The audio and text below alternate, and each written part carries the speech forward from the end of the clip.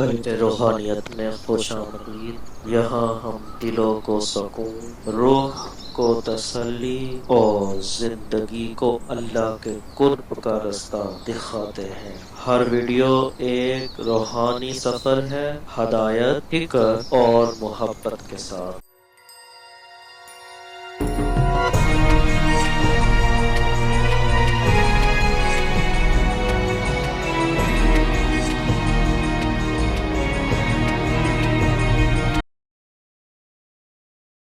حضرت علی المرتضیٰ رضی اللہ تعالی عنہ نے فرمایا جھوٹوں والی توبہ نہ کرو۔ عرض کی کہ یہ جھوٹوں والی توبہ ہے؟ فرمایا ہاں، زبان سے استغفار پڑھنا لیکن استغفار دل میں نہ اترے۔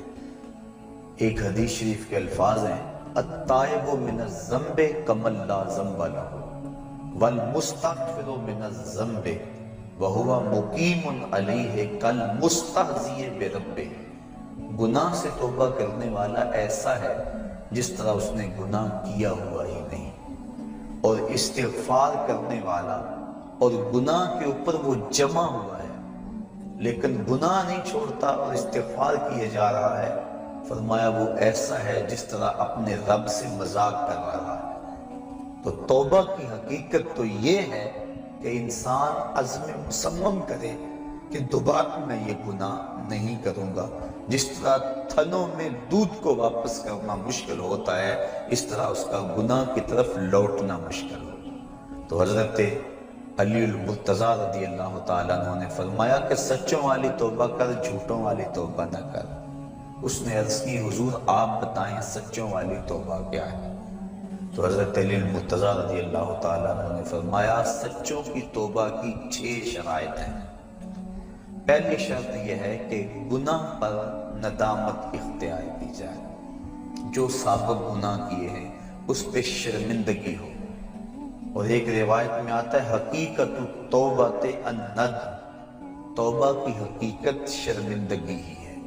جب بندہ شرمندہ ہو جائے تو یہ توبہ کا روپ ہے اور یہ توبہ کا انداز ہے۔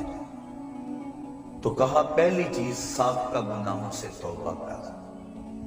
دوسری بات جو فرائض رہ گئے ہیں ان کی قضا کر۔ توبہ کرنے سے پچھلی نمازیں اور جو فرائض اور روزے رہ گئے ہیں وہ معاف نہیں ہو جاتے، بلکہ توبہ تو اس بات کی ہے کہ جو وقت پہ میں نہیں پڑھ سکا اے اللہ وہ مجھے معاف کر دے، آئندہ میں وعدہ کرتا ہوں کہ جو میرے ذمے قرض ہے میں اس کو ادا کروں گا، اور نمازیں، روزے اور دیگر جو تیرے حقوق ہیں میں ان کو ادا کروں گا۔ تو فرائض جو رہ گئے ہیں ان کی قضا کریں۔ تیسری شرط کسی کا قرض دینا ہو تو اس کو ادا کریں۔ چوتھی شرط کسی کے ساتھ جھگڑا کیا ہوا ہو تو اس سے معذرت کرے۔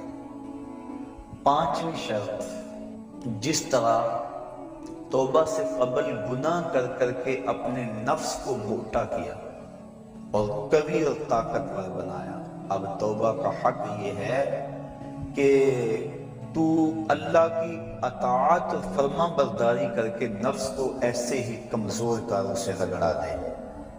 اور چھٹی شرط یہ ہے کہ آئندہ گناہ نہ کرنے کا عزم مصمم کر لے۔ کہا اگر یہ 6 شرطیں تیری توبہ کے اندر موجود ہیں تو وہ تو سچا توبہ کرنے والا ہے، ورنہ تو زبان سے استغفار پڑھنے والا ہے، تیری توبہ سچی نہیں ہے۔ تو توبہ سچی یہی ہے کہ انسان خلوص کے ساتھ ان شرائط کے ساتھ اللہ کے حضور رجوع لائے، اور جب بندہ اللہ کے حضور رجوع لے آتا ہے تو پھر اس کے گناہ جتنے مرضی ہوں اللہ تعالیٰ معاف فرما دیتا ہے۔ گناہ کر بیٹھتا ہے اس کو ایک خوبصورت راستہ دیا گیا کہ اس نے جو بھی کیا ہے ہو گیا اس سے، اب اپنے دستے دعا کو اٹھائے اور اپنے مالک کے حضور حاضر ہو جائے، عرض کرے مالک نادانی اور جہالت کی وجہ سے مجھ سے یہ گناہ سرزد ہو گیا، میں تیری بارگاہ میں حاضر ہوں۔ اللہ تعالیٰ پھر یہ نہیں دیکھتا کہ اس کے گناہ کتنے ہیں، یہ دیکھتا ہے کہ یہ آیا ہے میری چوکھٹ پہ، اور اللہ تعالیٰ اس کے پچھلے سارے گناہوں کو معاف فرما دیتا ہے۔ جو صغیرہ گناہ ہیں وہ تو ساتھ ساتھ مٹتے رہتے ہیں۔ ہم نماز پڑھتے ہیں، وضو کرتے ہیں، نیک اعمال کرتے ہیں تو صغیرہ گناہ مٹ جاتے ہیں۔ بلکہ ایک روایت میں آتا ہے جب کوئی شخص گناہ کرتا ہے تو فرشتہ اس گناہ کو لکھتا ہے، حتیٰ کہ 5 گناہ وہ کر لیتا ہے تو فرشتہ 5 گناہ لکھ لیتا ہے، پھر وہ نیکی کرتا ہے تو جو نیکی والا فرشتہ ہے وہ گناہ لکھنے والے فرشتے کو کہتا ہے آؤ سودا کر لیں۔ وہ کہتا ہے کیا سودا؟ تو وہ کہتا ہے کہ جب کوئی ایک نیکی کرے تو 10 نیکیاں میں نے لکھنی ہیں، میں 10 نہیں لکھتا 5 لکھتا ہوں، تو 5 گناہ مٹا دے۔ تو وہ برائیاں لکھنے والا فرشتہ 5 گناہ مٹا دیتا ہے اور یہ 5 نیکیاں لکھ دیتا ہے، اور اللہ تعالیٰ مومن کا معاملہ یوں ہی صاف فرماتا رہتا ہے۔ کتنی کرم نوازی ہے اپنے بندے پہ اس کی، اگر اس کے در پہ آئے اپنی جھولی پھیلائے، اس کے گناہ جتنے مرضی زیادہ ہوں۔ جس طرح کہ ایک شخص حضور کی خدمت میں حاضر ہوا تو اس نے کہا میں بہت بڑا گناہ گار ہوں، تو حضور فرمایا تیرے گناہ سمندر کی جھاگ سے بھی زیادہ ہیں؟ تو اس نے کہا ہاں زیادہ ہیں۔ کہا زمین و آسمان سے بھی زیادہ ہے؟ کہا ہاں زیادہ ہیں۔ پھر حضور نے فرمایا کیا تیرے گناہ اللہ کی رحمت سے بھی زیادہ ہیں؟ اس نے کہا نہیں۔ تو اس کو مجدہ رحمت دیا گیا۔ تو اس کی حضور اگر کوئی جھولی پھیلاتا ہوا آ جائے تو اس جھولی کو خالی نہیں رکھا جاتا، مالک کے در پہ آنے والا اس کی رحمتوں کا حقدار ٹھہرتا ہے۔ ارشاد فرمایا یا ایھا الذین آمنوا توبوا الی اللہ توبۃ نصوحا، اے ایمان والو اللہ کے حضور توبہ کرو۔ کون سی توبہ؟ توبہ نصوحا۔ اب توبہ نصوحا کیا ہے؟ مفسرین کے اس پر 22-23 اقوال موجود ہیں، لیکن حضرت معاذ بن جبل رضی اللہ تعالی عنہ حضور رسالت مآب صلی اللہ علیہ وآلہ وسلم سے روایت کرتے ہیں کہ آقا کریم کی خدمت میں ایک شخص حاضر ہوا، اس نے عرض کی مت توبۃ النصوح، حضور توبۃ النصوح کیا ہے؟ تو آقا کریم علیہ السلام نے ارشاد فرمایا ان یندم العبد علی الذنب الذی اصاب فیعتذر الی اللہ تعالی ثم لا یعود الیہ کما لا یعود اللبن الی الدرع۔ فرمایا کہ توبہ نصوح یہ ہے کہ انسان جب گناہ کر بیٹھے تو اللہ کے حضور اس کی معذرت پیش کرے، اور دوبارہ گناہ کی طرف اس کے لیے پلٹنا اتنا ہی مشکل ہو جس طرح کے تھنوں سے نکلا ہوا دودھ واپس کرنا مشکل ہوتا ہے۔ تو اگر کسی شخص کی یہ کیفیت ہو جائے تو وہ توبۃ النصوح کے مقام پہ فائز المرام ہے۔ حضرت علی المرتضیٰ رضی اللہ تعالی عنہ تشریف فرما تھے کہ ایک اعرابی آیا، اس نے استغفار طلب کرتے ہوئے کہا اللہم انی استغفرک و اتوب الیک، اے اللہ میں تیری بارگاہ میں استغفار طلب کرتا ہوں اور تجھ سے رجوع کرتا ہوں۔ بسم اللہ الرحمن الرحیم تبارک الذی بیدہ الملک وهو علی کل شیء قدیر الذي خلق الموت والحياة ليبلوكم أيكم أحسن عملا وهو العزيز الغفور الذي خلق 7 سماوات طباقا ما ترى في خلق الرحمن من تفاوت فارجع البصر هل ترى من فطور ثم ارجع البصر كرتين ينقلب إليك البصر خاسئا وهو حسير ولقد زينا السماء الدنيا بمصابيح وجعلناها رجوما للشياطين وأعتدنا لهم عذاب السعير وللذين كفروا بربهم عذاب جهنم وبئس المصير إذا ألقوا فيها سمعوا لها شهيقا وهي تفور تكاد تميز من الغيظ كلما ألقي فيها فوج سألهم خزنتها ألم يأتكم نذير قالوا بلى قد جاءنا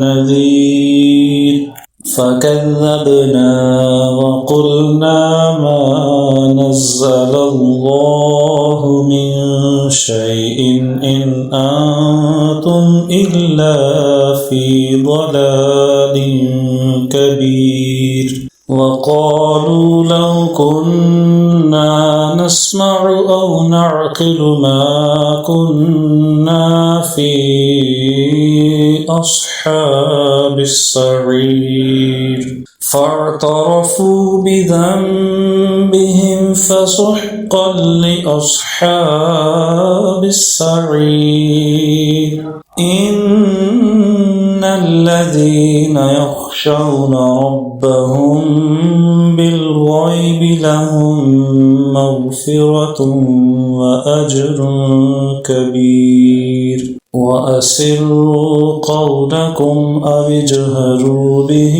إنه عليم بذات الصدور ألا يعلم من خلق وهو اللطيف الخبير هو الذي جعل لكم الأرض ذلولا فامشوا في مناكبها وكلوا من رزقه وإليه النشور أأمنتم من في السماء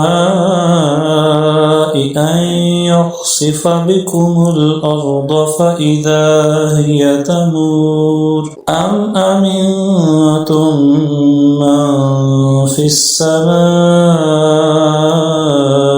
أن يرسل عليكم حاصبا فستعلمون كيف نذير ولقد كذب الذين من قبلهم فكيف كان نكير أولم يروا إلى الطير فوقهم صافات ويقبض ما يمسكهن إلا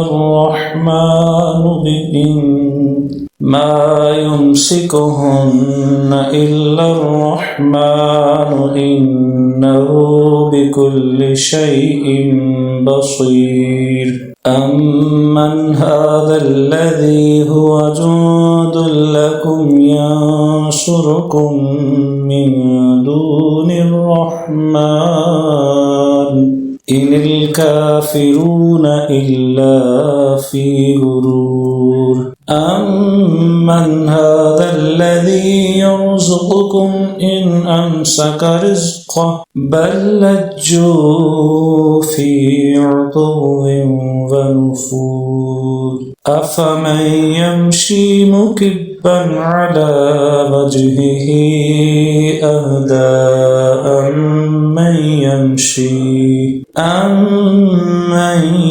يمشي سويا على صراط مستقيم قل هو الذي أنشأكم وجعل لكم السمع والأبصار والأفئدة قليلا ما تشكرون قل هو الذي ذرأكم في الأرض وإليه تحشرون ويقولون متى هذا الوعد إن كنتم صادقين قل إنما العلم عند الله وإنما أنا نذير مبين فلما رأوه زلفة سيئت وجوه الذين كفروا وقيل هذا الذي كنتم به تدعون قل أرأيتم إن أهلكني الله ومن معي أو رحمنا فمن يجير الكافرين من عذاب أليم قل هو الرحمن آمنا به وعليه توكلنا فستعلمون من هو في ضلال مبين قل أرأيتم إن أصبح ماؤكم غورا فمن يأتيكم بماء معين صدق الله